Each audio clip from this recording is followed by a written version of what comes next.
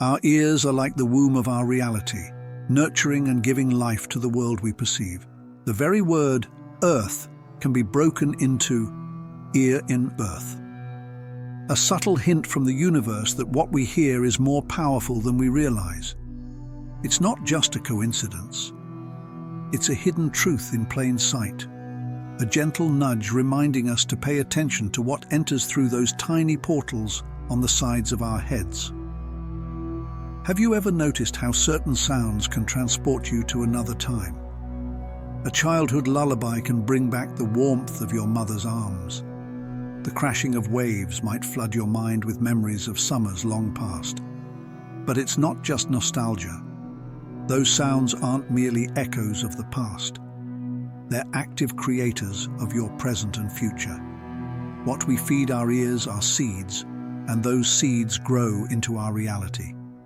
Take, for instance, the phenomenon of earworms, those songs that get stuck in your head and play on repeat. They don't just sit idly in your mind. They shape your energy, your thoughts, even your actions. A sad song looping in your head can weigh down your spirit, while an upbeat tune can make even a mundane day feel extraordinary. But it goes deeper. Words spoken to you in passing, even when you think you're not listening, have the power to influence your inner world. A single compliment from a stranger can lift your spirits for hours, even days. On the flip side, a harsh word can linger like an unwanted guest, distorting your view of yourself and others. It's like your ears are sculptors, chiseling your perception of the world with every sound they take in. I once met a teacher who had a peculiar habit. She never allowed her students to use the word hate in her classroom. What you say, you hear, she would tell them, and what you hear, you believe.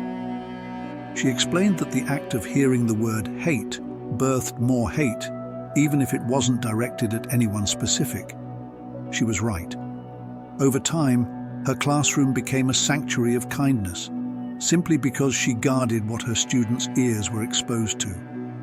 It made me think, how often do we hear things we don't even notice? The honking horns of rush hour traffic, the endless chatter of bad news on the TV, the critical voices, whether from others or within ourselves. Each sound is a thread, weaving together the fabric of the world we live in. If we're not mindful, we can end up wrapped in a tapestry of negativity without even realizing it. And yet, not all sound is necessary. Silence, too, is a sound in its own way. In the quiet, we can hear the whispers of our soul, the murmur of intuition guiding us. Silence is the space where reality gestates before it is born. It's in those moments of stillness that we can choose what we want to hear, and by extension, what we want to create. Imagine if we treated silence as sacred, as a space to plant only the sounds that uplift and inspire. What kind of reality could we birth then? There's a reason why monks sit in silence, why so many spiritual traditions honor the absence of sound. It's not emptiness, it's potential.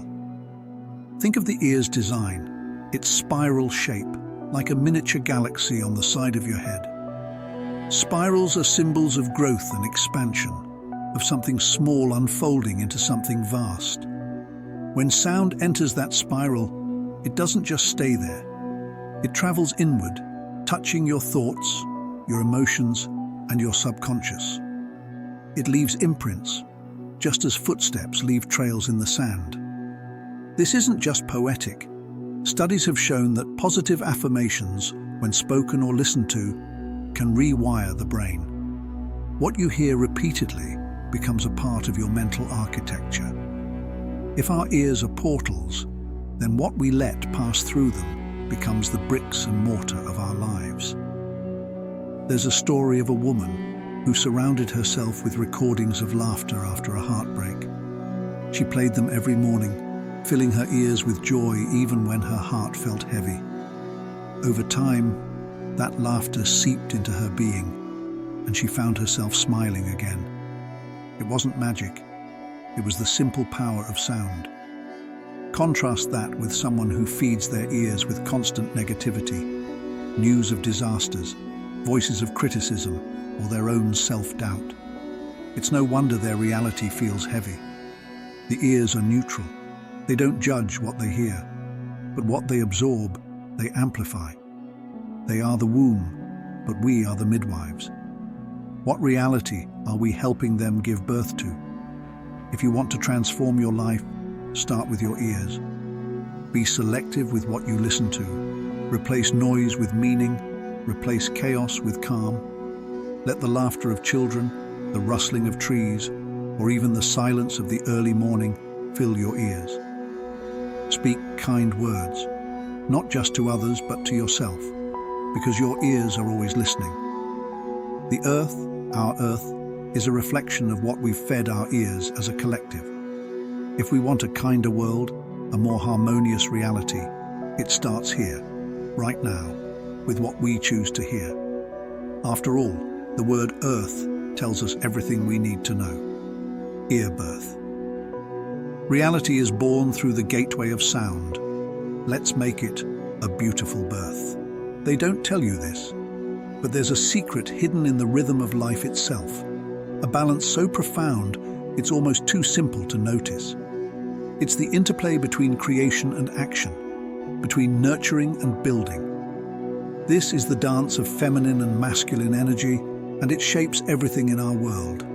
Imagine a seed. The seed holds the blueprint of an entire forest, yet it's dormant until it meets fertile soil. That soil, rich and receptive, is the feminine energy. It holds the space, nourishes, and allows growth. The seed's potential, the masculine spark, activates only in this embrace. Without the soil, the seed stays locked in its promise. Without the seed, the soil remains unfulfilled. They're incomplete without each other, yet together they create life. But this isn't just about biology. It's about how we live, how we create, and how we dream.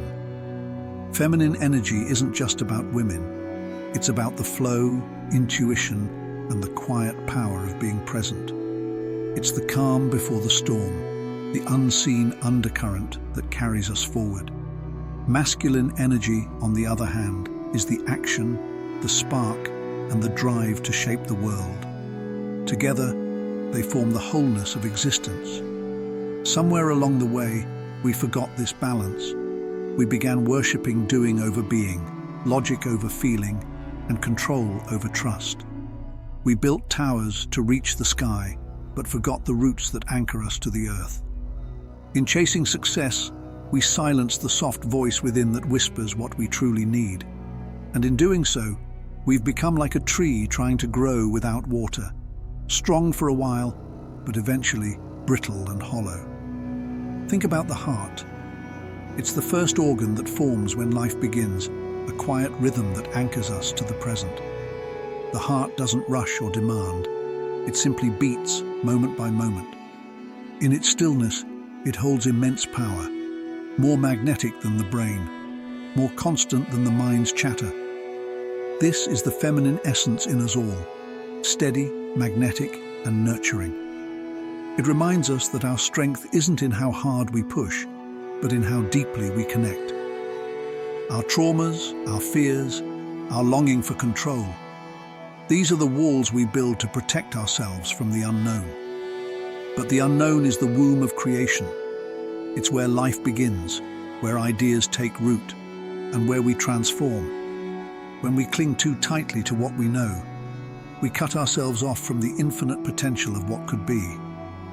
We stop flowing and start resisting, like a river trying to hold back its own current. Here's a truth they don't teach you. The greatest strength lies in surrender, not in giving up, but in giving way. It's in trusting that life knows what it's doing, even when we don't. When we stop forcing and start allowing, the universe steps in. The feminine teaches us this. It's the quiet knowing, the soft power, the deep wisdom that whispers, "It's okay to let go. You're safe." 9 is a number that whispers of infinity, of cycles, and of endings that are beginnings. When a woman carries life, she carries it for 9 months, a sacred cycle of transformation. The spiral of a shell, the turn of a galaxy, the patterns of the universe all mirror this rhythm. It's not linear, it's a flow. And within that flow is where true creation happens. So what if we stopped fighting the current? What if we honored the feminine within us, the part that feels, that nurtures, that knows without needing proof?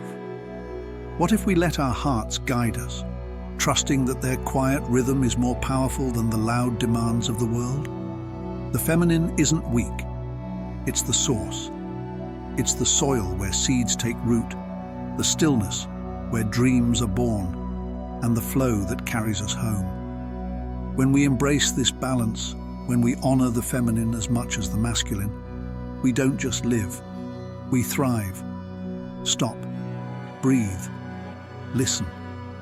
The answers aren't out there. They're within, waiting for you to remember.